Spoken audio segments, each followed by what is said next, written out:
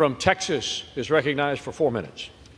I thank the Speaker, and I thank my friend from Oklahoma, Mr. Cole, and I'm delighted to be down here on the floor of the House of Representatives in a Republican majority, and I'm delighted to be talking about a rules package crafted by that Republican majority and that reflects what I think is a fundamental transformation of this House to ensure that the people can be represented by their representatives. That's the point.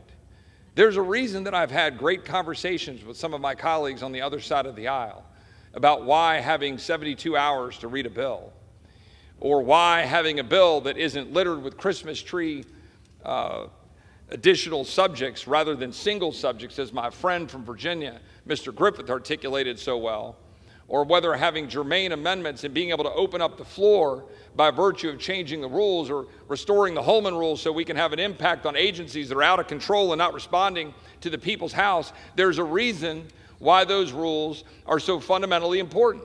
To restore this body, to restore the people's house. That's why we're here. Everybody keeps running around in classic swamp speak talking about secret deals, secret addendums.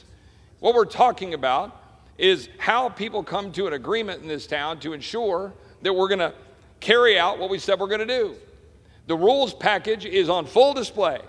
The rules package has been on full display and publicly available since Friday, to the best of my knowledge, or earlier last week.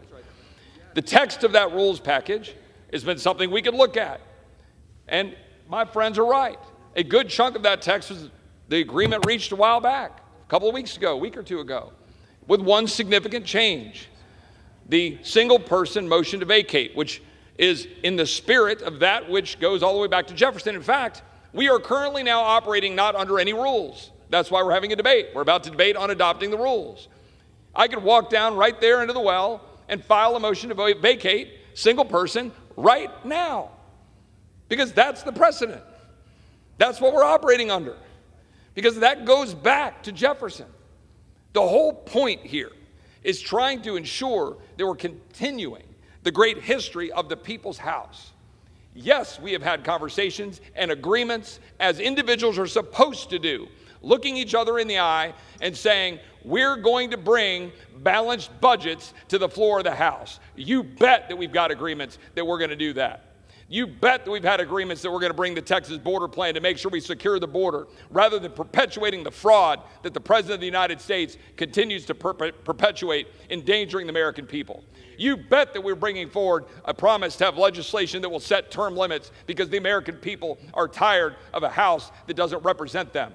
You bet that we've got agreements to do those things. You bet that we've been talking about making sure that we can bring amendments to the floor of this House, open debate amendments on appropriations bills, that was a part of the package that we're talking about. And you bet that a part of our agreement was ensuring that a church-style committee under the leadership of my good friend, the gentleman from Ohio, Mr. Jordan, in the Judiciary Committee, to target the weaponization of government against the American people. You bet that those agreements were reached. I will not back away from that or shy away from it. But this rules package is a rules package that reflects this body, the entirety of the Republican Party, on making sure that we restore the people's house. And we are united to do that.